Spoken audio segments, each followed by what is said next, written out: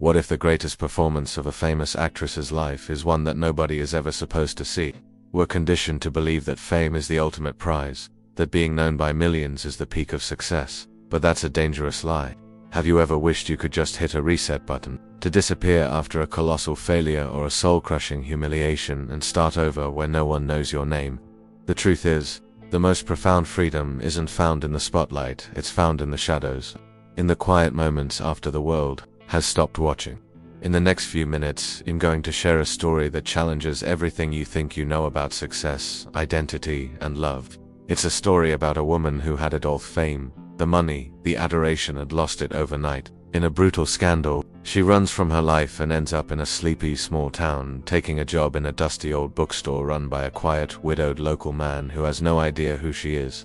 It's a story that proves that sometimes you have to lose your identity to finally find yourself. What happens when a woman who was unmasked by the media falls for a man who is emotionally masked by grief? What happens when the quiet sanctuary she built is discovered, and the entire world she fled from comes crashing down on her and the innocent people she's come to love? The answer isn't about running or hiding, it's a powerful lesson in redemption, community, and a love that's stronger than any headline. Stay with me, because this story might just change how you see your own second chances. Think, for a second, about what it really means to live in the spotlight, where every single move is a performance, and every mistake becomes a feast for the masses.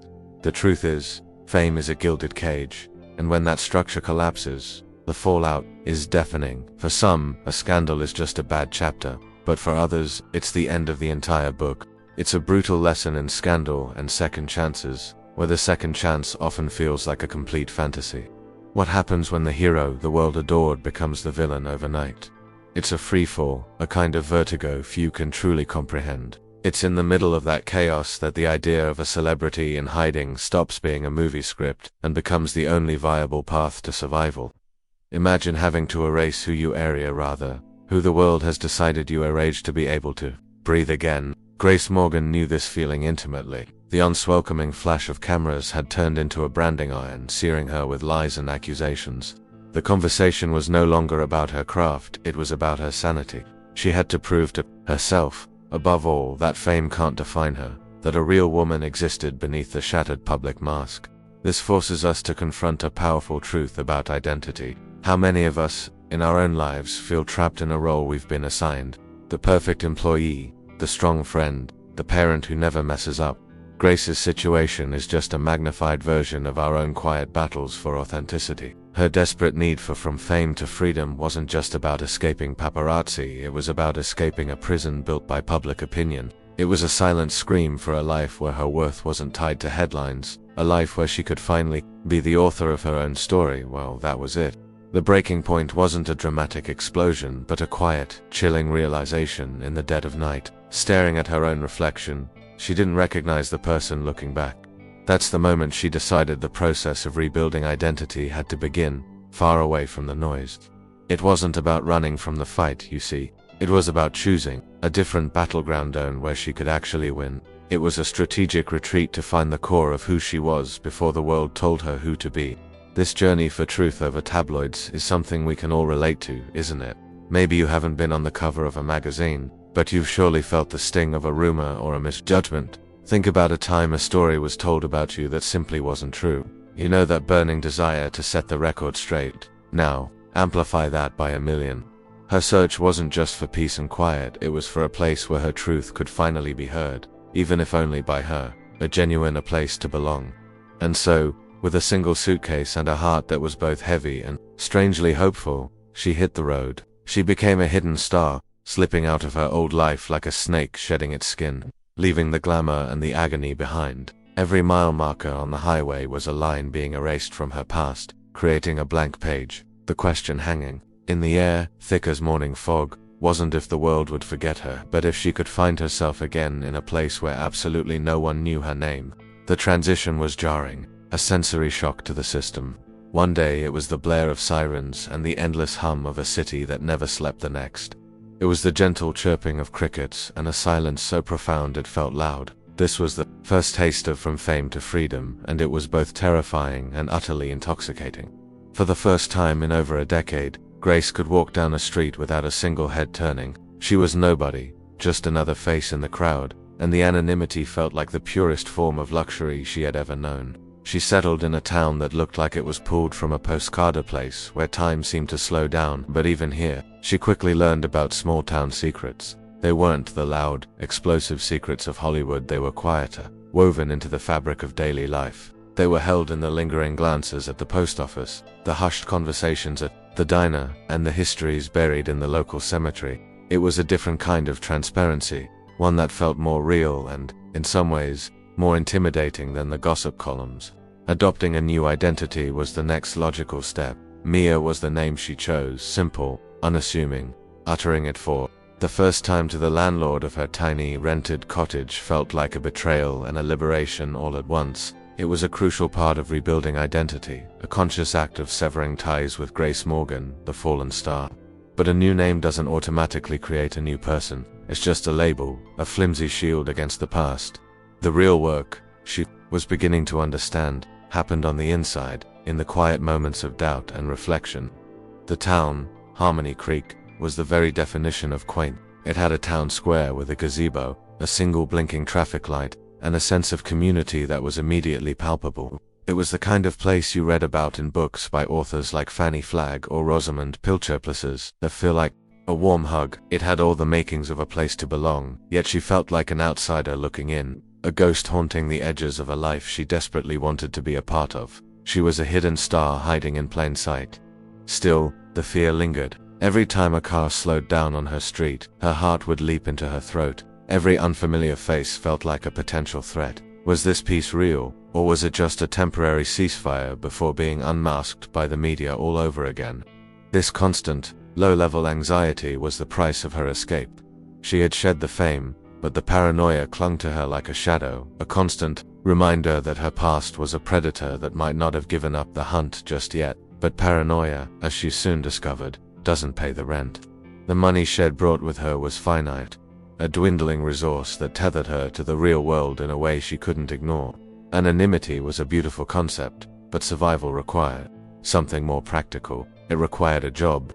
This simple, mundane necessity was the very thing that would force her out of the shadows and into the heart of the community, setting the stage for a new and entirely unexpected chapter. The job hunt was a humbling experience, to say the least. Here was a woman who once commanded millions per film, now scanning the help wanted section of the local newspaper. The irony wasn't lost on her. She turned down a waitressing job too much, public interaction and considered cleaning houses, but the thought of being inside strangers' homes felt too intimate. She wasn't looking for a career, she was looking for a sanctuary that paid an hourly wage.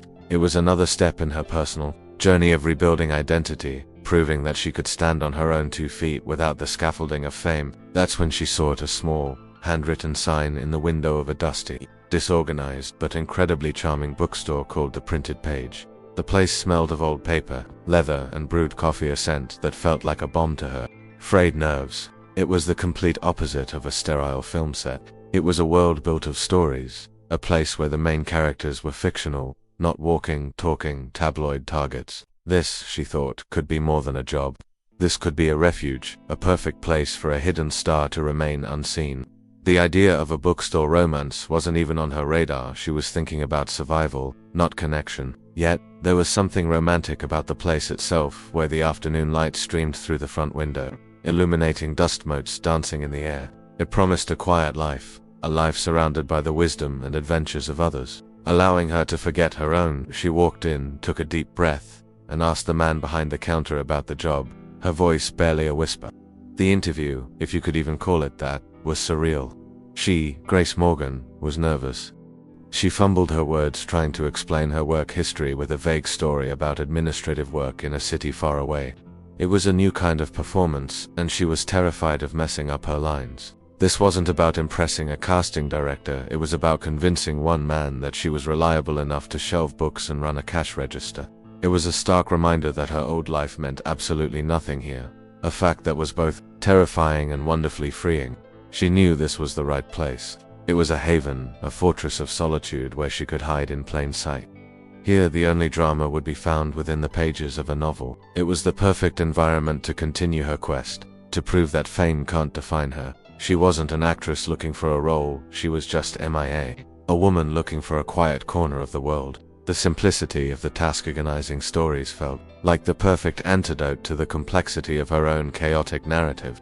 To her immense relief, the man behind the counter agreed to give her a trial run. He seemed more interested in her quiet demeanor than any fabricated resume she could have offered. As she walked out the door with a start date for the following Monday, a wave of relief washed over her. She had a job. She had a purpose, however small. But as the relief settled, a new curiosity began to bubble up. Who was this man who had just hired her? This quiet gatekeeper to her newfound sanctuary? The owner was a man named Joshua Morgan. And no, she didn't miss the strange coincidence of their shared last name. He was a quiet man with a presence that was steady and calm, like a deep-rooted tree. He moved with a purpose that seemed both weary and resilient, a combination that intrigued her. He didn't ask too many questions, didn't pry into her past. He just seemed to accept her at face value, a kindness so rare in her old life that it felt almost foreign. He was the epitome of a widower's quiet strength, though she didn't know the source of that strength just yet. He hired her because he was drowning. The bookstore, his late wife's passion project, was barely staying afloat, and he was trying to run it while also being a father. He didn't have the time or energy to be suspicious. He saw a woman who seemed to need the job, who handled the books with a gentle reverence, and who didn't chatter aimlessly. He didn't see the ghost of a Hollywood scandal, he saw a potential solution. To his overwhelming workload, he was completely oblivious to the celebrity in hiding who was now organizing his fiction section for Gracia Mia. As he knew, Herthis was a revelation. For the first time in forever, she was being judged not by her face or her name, but by her actions. Joshua didn't care about her looks or her past. He cared that she showed up on time, that she learned the inventory system quickly, and that she treated his customers with a soft-spoken kindness. This was a form of acceptance that was more meaningful than any award she had ever won. It was real, it was tangible, and it was exactly what she needed for her rebuilding identity. His lack of recognition was the greatest gift he could have given her. It allowed her to build something new, from the ground up. In Hollywood, everyone wanted something from her. Here, Joshua wanted nothing more than a competent employee. This simple, professional boundary allowed her the space to just be. It was a quiet confirmation that she had, perhaps, found her a place to belong. The irony was thick. She had to lose her identity to find a place where she felt seen for the right reasons. You see, Joshua wasn't looking for a star. He was looking for an anchor. His life had been turned upside down by loss, and he was just trying to keep his head above water. His focus was on his daughter and on preserving his wife's legacy, the bookstore. He didn't have the mental space to keep up with celebrity gossip, which in this case was a stroke of incredible luck for Grace. He had an honest heart, one that was too preoccupied with its own mending to notice the faint shimmer of a hidden star in his midst. And so, their dynamic was established on the simple, clean foundation of employer and employee. He was the quiet boss, and she was the diligent worker. He was completely unaware of the global sensation who was now alphabetizing his poetry section. This blissful ignorance created a safe bubble for Grace, a space where she could begin to heal. But bubbles, as we all know, are fragile things, and the quiet rhythm they were establishing was bound to be disturbed by the inevitable pull of human connection. Weeks turned into a month, and a comfortable rhythm settled in at the printed page. Joshua quickly came to rely on Mia. He noticed how she'd arrange a display of new arrivals in a way that made them irresistible, or how she'd recommend a book to a customer with a genuine passion that often resulted in a sale. He saw her work ethic, her dedication to this small, struggling shop. It was her quiet competence and gentle warmth that he valued, not some superficial quality. For him, she was just a godsend, a person with an honest heart who was helping him save his wife's dream. This was a profound shift for Grace. In her old life, her value was explicitly tied to her appearance and her public persona. Directors praised her for her look, and brands paid her to endorse products based on her image. Now, her value was in her substance. Joshua would thank her at the end of the day, not for being beautiful, but for untangling a complicated shipment, invoice, or for handling a difficult customer with grace. These small moments of appreciation were more affirming than any standing ovation she'd ever received, reinforcing that fame can't define her. Think about how powerful that is in your own life. It's one thing to be praised for a natural talent, but it's another thing entirely to be valued for your effort, for the hard work you put in when no one is watching. It's like being a student who is always told they're smart versus one who is praised for their persistence and curiosity. The latter builds true self-esteem. For Grace, this was the foundation of her rebuilding identity. She wasn't Grace Morgan, The star she was, MIA, the woman who was damn good at her job. Joshua's quiet respect was a mirror reflecting a version of herself she was just starting to recognize. Had often watched her from his small office, seeing the way she'd lose herself in a book while shelving it, a small smile playing on her lips. He saw a person of substance, not a surface. This dynamic was the perfect ground for something real to grow, something far removed from the glitz of her past. It was a slow burn, built on mutual respect and the shared space of the quiet, dusty bookstore, the very definition of a budding bookstore romance. His focus was entirely on her character. He saw the kindness in her eyes when his young daughter would visit the store after school. He saw her integrity when she pointed out had overpaid her by $20 one week. These were the things that mattered to a man like Joshua, a man whose life had been stripped down to the essentials by grief. He had a widower's quiet strength, and that strength came from valuing what was real and true, not what was flashy and fleeting. He never once commented on her looks, which was perhaps the most radical experience of all for Grace. It was as if her famous face was completely invisible to him. Allowing her true self to finally come into focus, he was unknowingly giving her the one thing she craved more than anything, a chance to be seen without being recognized. This simple, human decency was fostering a sense of safety she hadn't felt in years, creating the perfect conditions for a hidden star to start shining again, albeit softly. The rhythm of small-town life began to work its magic on Grace. She found a strange sort of peace in the mundane. The predictable, the morning nod from the baker on her way to work, the weekly farmer's market in the town square, the sound of the church bells on Sunday morning. These simple, recurring events were anchors in a life that had once been pure chaos. This wasn't a boring life, it was a stable one. It was the simplicity she had craved, a genuine from fame to freedom that was healing her soul one quiet day at a time. The people of Harmony Creek were a revelation. They were curious, of course, as people in small towns often are, but their curiosity was gentle. They wanted to know if she liked the town, if she had settled in alright, if she needed recommendations for the best hiking trail. Their questions weren't invasive, they were invitations. They were slowly, carefully, offering her a place to belong, and she was slowly, carefully, starting to accept it. This was a world away from the transactional relationships of her past. She started to rediscover simple joys she had long forgotten, reading a book in the park without hiding behind giant sunglasses, taking a long walk in the woods without fear of a telephoto lens capturing her every move. She even joined a pottery class at the community center, finding a deep satisfaction in creating something with her own hands. This was a crucial part of her rebuilding identity, finding passions that had nothing to do with acting or being in the public eye. It was about discovering what she liked, not what her brand dictated. This journey of rediscovery is something we can all tap into. Think about a hobby you loved as a child but abandoned for more serious pursuits. What would it feel like to pick up that paintbrush, that guitar, or that baseball glove again? Reconnecting with those simple, pure passions is a powerful way to reconnect with your most authentic self. For Grace, it was like finding lost pieces of her own puzzle. She was slowly becoming whole again, far from the spotlight that had broken her. The town was insulated from the rabid celebrity culture that had consumed her. Here, the local news was about the upcoming county fair or a bake sale for the volunteer fire department, not about who wore what on the red carpet. The idea of truth over tabloids wasn't even a concept here, because the tabloids simply didn't exist in their world. This blissful ignorance was a protective bubble, allowing her the safety and security to finally let her guard down, bit by bit. She was slowly shedding the skin of Grace Morgan and truly becoming Mia. The constant tension in her shoulders began to release. The haunted look in her eyes was replaced by a soft, clear gaze.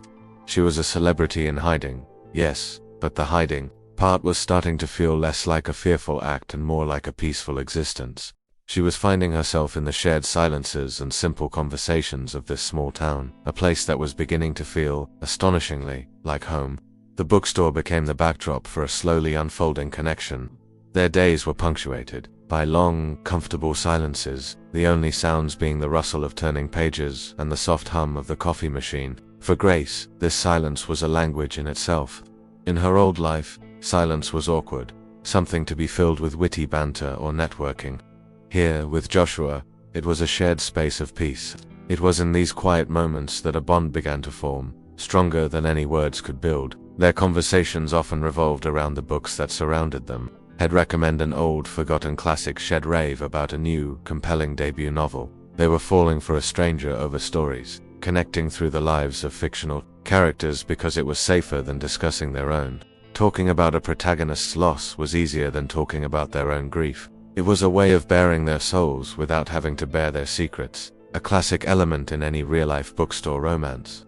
Joshua's widower's quiet strength was most apparent in these moments. He spoke of stories with a deep, thoughtful passion, but a shadow of sadness always lingered in his eyes. Grace found herself drawn to that quiet melancholy, recognizing a fellow traveler in the land of loss. She didn't know the details of his story, and he didn't know hers, but they recognized the same quiet ache in each other. It was a connection forged in empathy, a silent understanding that they were both nursing invisible wounds. This is often how the deepest connections are made, isn't it? Not in the grand declarations, but in the small, shared moments. It's the inside joke with a coworker, the shared glance with a friend across a crowded room, the comfortable silence with a loved one. These are the threads that weave the strongest tapestries of human relationships. For Grace and Joshua, their bond was being woven one thread at a time in the dusty, hallowed halls of the printed page, a sanctuary for both of them. She started to see the man behind the quiet facade. She saw the way his face lit up when his daughter ran into the store after school. She saw the worry etched on his forehead as he tallied the day's meager earnings. He had an honest heart, one that was on full display if you knew how to look. She was beginning to care for this stranger, for his struggles and his small victories, in a way that had nothing to do with her own need for a safe harbor. Their relationship was becoming more than just employer and employee. It was a fragile, budding friendship. He started leaving a cup of coffee on the counter for her in the mornings. She started staying a few minutes late to help him tidy up, neither of them acknowledging the shift. It was a delicate dance, to lonely people, slowly, cautiously, moving toward each other, drawn together by a shared love of stories and a mutual need for quiet understanding. The breakthrough came on a rainy Tuesday afternoon. The store was empty, the sound of the downpour a rhythmic drumming against the roof. Joshua was staring out the window, a far-off look in his eyes. "My wife, Sarah, she loved rainy days," he said, his voice soft. She would have said this is perfect weather for reading. It was the first time he had mentioned her by name to Grace, and the simple sentence hung in the air, filled with a universe of unspoken grief, a testament to his widower's quiet strength. He began to talk, the words spilling out of him as if a dam had finally broken. He talked about Sarah's illness, her passion for books, and how the store was her dream, her legacy. He spoke of the crushing loneliness and the difficulty of raising their daughter alone. Grace listened, her heart aching for him. She didn't offer platitudes or easy answers. She just sat there, offering him the profound gift of her undivided attention. His honest heart was laid bare, and in his vulnerability, she saw a reflection of her own. Then, it was her turn.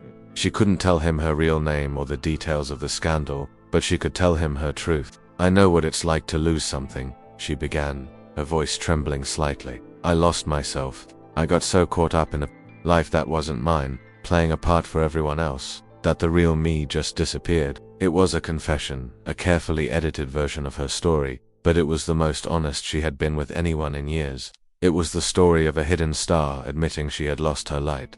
This is the essence of true connection. It's not about having identical experiences, it's about recognizing the same emotion in another person's story. It's the Me Too moment. Whether you've lost a person, a job, or a sense of yourself, the feeling of grief and disorientation is universal. For example, anyone who has gone through a major life change, like moving to a new city or ending a long-term relationship, knows that feeling of rebuilding identity from scratch. It's a shared human experience. In that quiet, rain-soaked bookstore, they were no longer just an employer and his employee. They were two people who had both lost their way, finding a temporary map in each other's confession. It was a moment of pure, unadulterated human connection, a theme that defines the best kind of bookstore romance. They were falling for a stranger who was, miraculously, starting to feel less and less like a stranger and more like the only person in the world who truly understood. The air in the room shifted after that. A new level of intimacy and trust had been established. They had shared their scars, creating a bond that was deeper than their shared love of literature. He saw her not just as his quiet, efficient employee, but as a woman with her own hidden depths of pain. And she saw him not just as her kind boss, but as a man of incredible resilience and heart. Their shared vulnerability had opened a door, and they were both tentatively stepping through it. As Mia settled into the rhythm of Harmony Creek, something beautiful began to happen. The town, in its own quiet way, started to claim her as one of its own. Mrs. Gable, who ran the bakery, would set aside a cinnamon roll for her on Saturday mornings. Old Man Hemlock, the town's resident grump, started giving her a curt but consistent nod. She was invited to the weekly potluck dinner at the community hall. She was no longer the mysterious newcomer, she was just MIA from the bookstore. She had found a place to belong. Her anonymity was her shield, but her genuine nature was her key. People didn't need to know she was a celebrity in hiding, they just knew she was kind. They saw the woman who would read stories to the children at the library's reading hour, who always had a smile for everyone, and who listened more than she spoke. They were embracing the person she was, not the persona she had escaped. It was a powerful affirmation that her true self was, in fact, worthy of love and acceptance. This is a lesson for all of us about community. We often think we need to present a polished, perfect version of ourselves to be accepted. But true belonging comes when people embrace our authentic, sometimes messy, selves. Think of your closest friends. Do you love them because they're perfect, or do you love them, in part, for their quirks and vulnerabilities? Harmony Creek was teaching Grace that true community doesn't require a resume, it requires an honest heart. She started to feel a sense of ownership, of responsibility to this place. When the roof of the town hall needed repairs, she was one of the first to volunteer for the fundraising bake sale, though her baking skills were questionable. Her enthusiasm was not.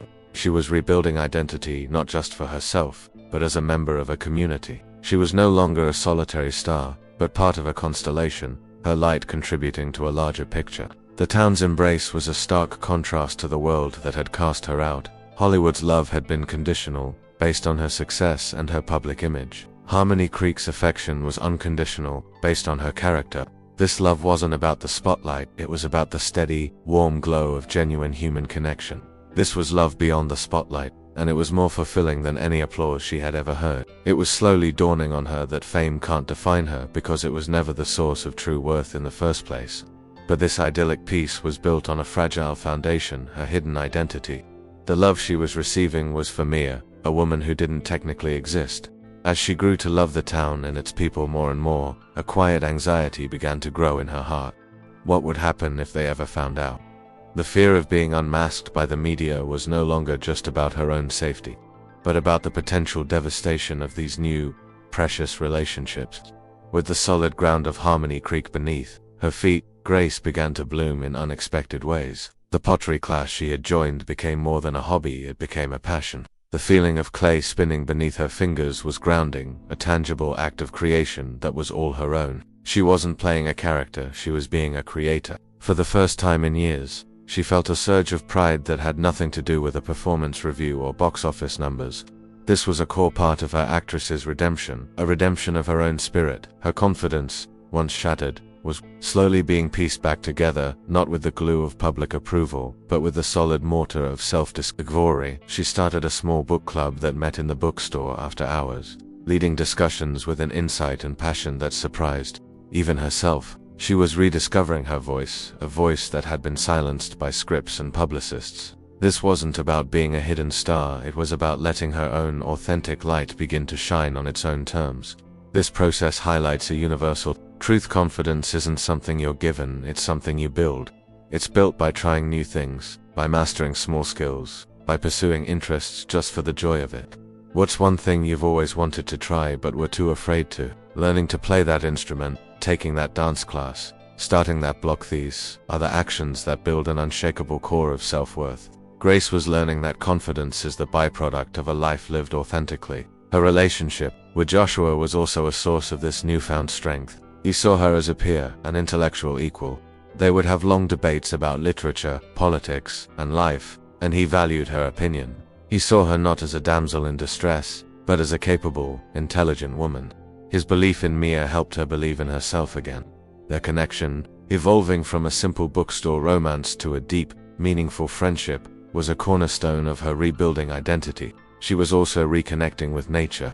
The girl who once only saw nature on a green screen was now an avid hiker, finding solace and strength on the wooded trails surrounding the town. She learned the names of trees and birds, finding a sense of belonging not just with the people, but with the land itself. This was a freedom she had never imagined, a true experience of from fame to freedom. She felt strong, capable, and for the first time in a long time, truly alive. But confidence can make you careless. As she grew more comfortable in her new skin, she let her guard down in small ways. A laugh that was a little too loud, a gesture that was a bit too familiar from her old movies. She was starting to forget she was a celebrity in hiding. She was so focused on building her new life that she forgot the old one was still out there, a sleeping dragon that could be woken at any moment. It happened on a perfectly ordinary Saturday. It was the annual Harmony Creek Founders Day picnic, a day of celebration and community. Gracefully immersed as Maya was laughing, her face tilted towards the sun, as she participated in a race with Joshua's daughter. For a moment, she was completely, utterly free. It was a pure, unguarded moment of joy. And it was that very moment, that beautiful, authentic moment, that a tourist with a long-lens camera captured from a distance. The tourist wasn't a professional paparazzo, he was just a hobbyist photographer from a nearby city, a fan of celebrity gossip sites. Later that night, looking through his photos, he saw her face. It was thinner, and her hair was different. But the eyes, the smile-light was unmistakable. It was Grace Morgan, the fallen star.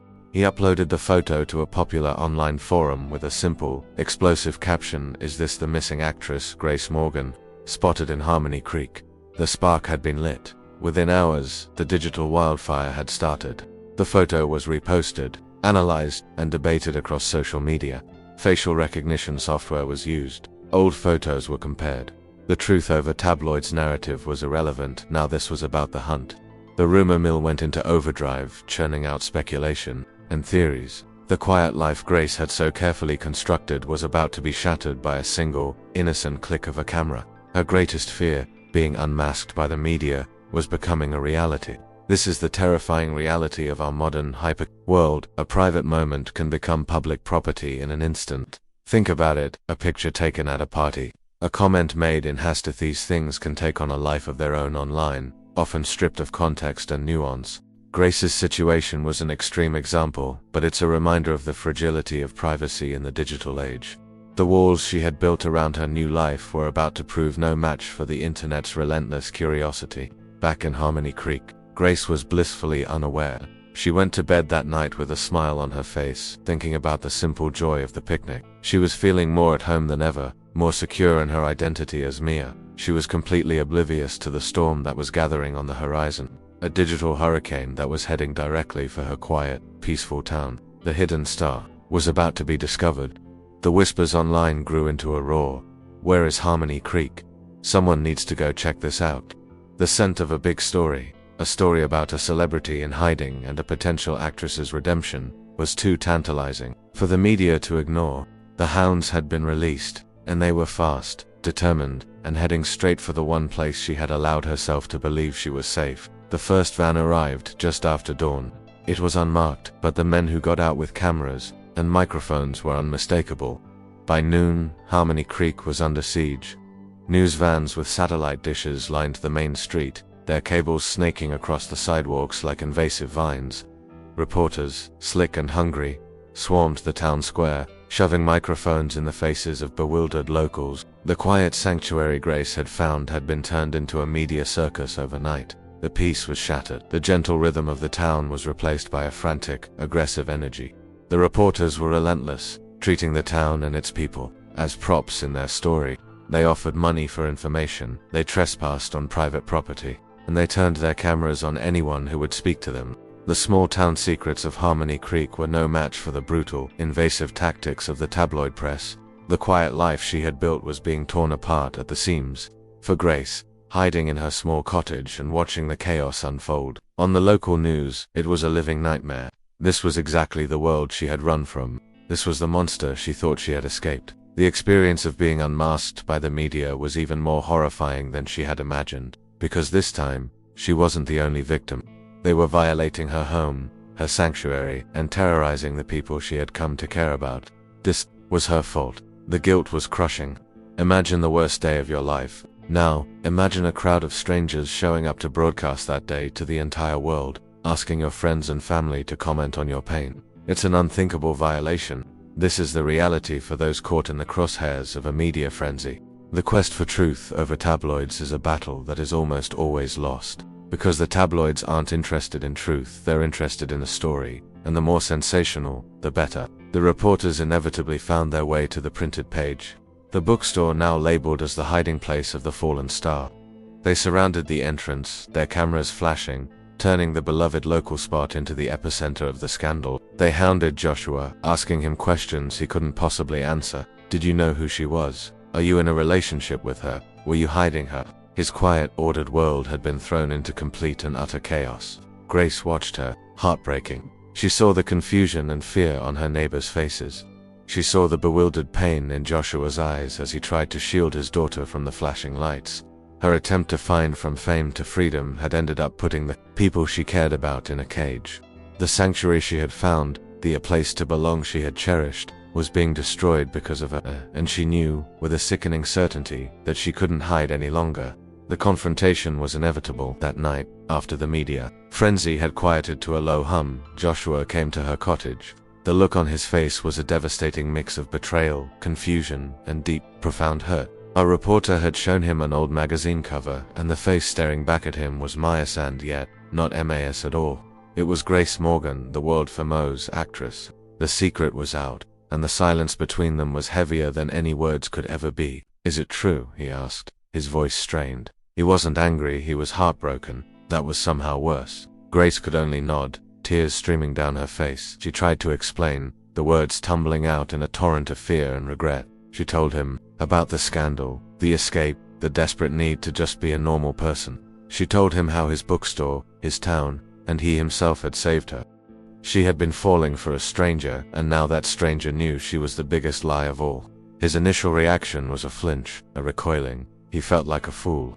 He, the man with the honest heart, had been completely deceived. The entire foundation of their connection, a quiet, honest bond, felt like it had been built on a lie. How could he have not known? Had it all been a performance? His widower's quiet strength was being tested in a way it never had before. He wasn't just dealing with a lie, he was dealing with the shattering of a reality he had come to cherish. But then, as he looked at the terrified, sobbing woman in front of him, something shifted. He remembered the conversations they'd had about losing oneself. He remembered the genuine warmth she showed his daughter, the passion she had for his bookstore, the kindness she showed to his community. He had fallen for Mia, the woman who shelved books and debated poetry. And that woman was real, regardless of her name. He looked past the celebrity in hiding and saw the person he had come to care for so deeply. This is a profound test of love and empathy, isn't it? To learn that someone you care about has a past you knew nothing about. The real test is whether you can see the person you know and love through the smoke of their history. It requires you to trust your own experience of them over the narrative the world is trying to sell you. Joshua had to choose between the tabloid version of Grace Morgan and the real, vulnerable woman standing in front of him. He took a deep breath, the anger and hurt slowly giving way to a deep, resonant understanding. I get it, he said softly, the words a balm on her raw nerves. I get wanting to escape. He didn't have all the answers, and the situation was a chaotic mess. But in that moment, he made a choice. He chose empathy over betrayal. He chose to believe in the woman he knew, not the celebrity he didn't. He was choosing love beyond the spotlight, even if he didn't know what that meant yet. Grace's first instinct was to flee. It was a well-honed survival mechanism. Pack a bag, get in the car, and drive until the scenery changed and her past was a speck in the rearview mirror. The impulse was overwhelming, a primal scream in her soul telling her to run, to disappear again, to find another small town and another false name. The pattern was familiar, safe in its own destructive way. Hiding was what she was good at. It was her one proven skill in this new, terrifying chapter of her life. She even started to pack, her hands shaking as she threw clothes into a duffel bag. But as she looked around the small cottageette, the lopsided clay pot shed made in pottery, class, at the stack of books from the store she intended to read, something stopped her. This place wasn't just a hideout, it was a home. These things weren't just props, they were pieces of a life. A real life that she had built with her own two hands. A life she was proud of. Running now would be different. Before, she was running from a life she hated, from a version of herself that felt like a prison. Now she would be running from the only place she had ever truly felt seen. She would be running from the town that had embraced her, from the friendships she had forged, and from Joshua. the man who had looked at her deepest secret and responded, not with condemnation, but with understanding. This wasn't a journey from fame to freedom anymore. This would be a retreat from love and belonging. This is a critical turning point we all face in life, the moment we have to decide whether to face a problem or run from it. It's the choice between a difficult conversation and a resentful silence, between facing a fear and letting it control you forever. Grace realized that running wouldn't solve anything. The media would eventually find her again. The cycle would just repeat itself. The only way to truly be free was to stop hiding. The process of rebuilding identity couldn't be completed in the shadows. She thought about her initial quest. Fame can't define her. If she ran now, she would be letting the fame and the scandal win. She would be admitting that the tabloid narrative was more powerful than her own truth. She had spent a year finding her voice, and now, at the most critical moment, was she really going to let it be silenced? The hidden star realized that the only way to truly shine is to step out from behind the clouds. With a newfound, trembling resolve, she stopped packing. The thought was both terrifying and electrifying. What if she stayed? What if she fought? What if she stood her ground, right here in Harmony Creek, and took control of her own story? For the first time, the idea of an actress's redemption didn't feel like a Hollywood fantasy. It felt like a choice she was finally ready to make, not just for herself, but for the town and the man she had come to love. The decision was made, but it couldn't be done alone. She turned to Joshua, her eyes filled with a terrifying mix of fear and resolve. "I'm not going to run," she said, her voice steady. "But I need your help." His support was the bedrock she needed to stand on. His widower's quiet strength became her own.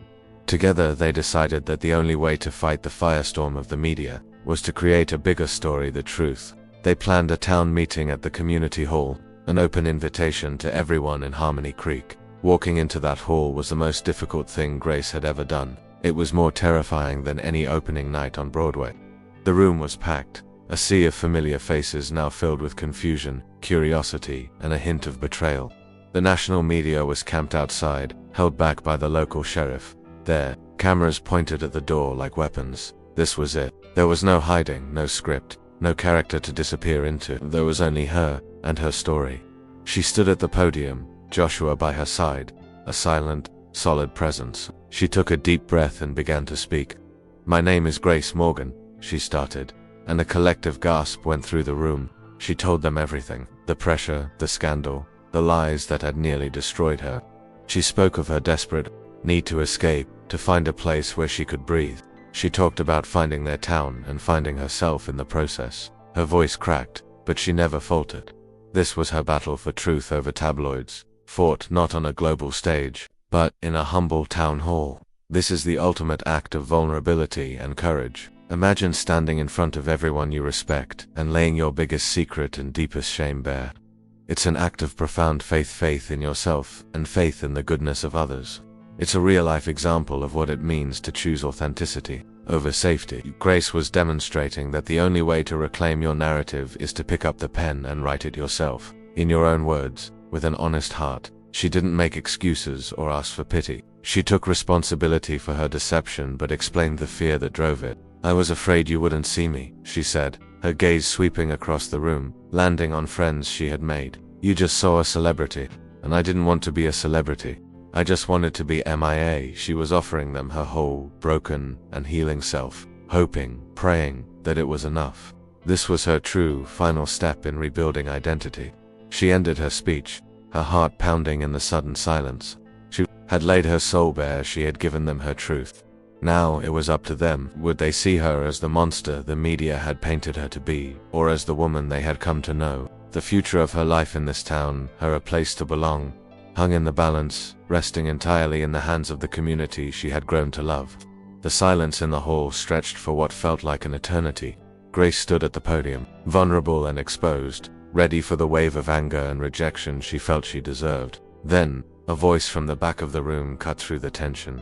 It was Mrs. Gable, the baker, or she said, her voice clear and strong, "Your baking is still terrible, Mia, but your heart is in the right place." A ripple of laughter went through the crowd, breaking the spell. "You're our Mia, and that's all that matters." One by one, others stood up. The librarian, the mechanic, the grumpy Mr. Hemlock. They didn't care about Grace Morgan, the actress. They cared about Mia, The woman who volunteered at the library, who remembered their coffee orders, who had become a part of their community's fabric. They chose the person they knew over the persona the media was selling. In a powerful collective act, the town chose truth over tabloids. They chose her. It was the ultimate actress's redemption. A redemption granted not by a critic, but by a community. The town then did something extraordinary. Led by Joshua, they turned the tables on the media. They went outside, not as individuals giving scandalous soundbites, but as a united front. They formed a human chain around the bookstore, protecting it. They gave interviews, but they didn't talk about the scandal. They talked about Mia. They told stories of her kindness, her quiet strength, her role in their town. They were hijacking the narrative, replacing the story of a celebrity in hiding with the story of a neighbor they loved. This is the power of a united community. A single voice can be drowned out, but a chorus of voices can change the entire song. Harmony Creek showed the world that they would not let outsiders define one of their own. They were taking back their town and their friend's story. It was a beautiful, defiant act of loyalty, proving that a real, loving a place to belong is a fortress against the cruelest storms. Together they reclaimed her story. The narrative shifted from fallen star hides in small town to small town protects beloved resident from media onslaught. Grace, with Joshua by her side, watched in awe as the people she had been so afraid of, hurting, became her staunchest defenders. This was love beyond the spotlight in its purest form, a love that protects, a love that empowers, a love that sees the truth of who you are and defends it fiercely. In the end, Grace didn't need to run. She had found her freedom not by disappearing, but by standing still and being seen. The journey that began with scandal and second chances had led her to a place where the second chance was real and freely given. She had found her home, her love, and herself, not in the absence of her past, but in the brave integration of it. The hidden star was no longer hidden, she was simply shining, right where she belonged. And so, a story that began in the darkness of a public scandal ends with the profound warmth of a community's embrace. It's a powerful reminder that our true identity isn't shaped by the world's opinion, but by the choices we make and the love we're brave enough to accept. Grace's journey from fame to freedom wasn't about finding a place to hide, but about finding the courage to be seen for who she truly is. We would love to know what you think. If this story of second chances touched your heart, please give this video a like. It really helps the channel. More importantly, share your thoughts in the comments below. What part of the story impacted you the most? Was it the town's powerful act of choosing her over the tabloids? Did you expect a different ending? Or did you love the way this beautiful despecho was presented? We read every single comment.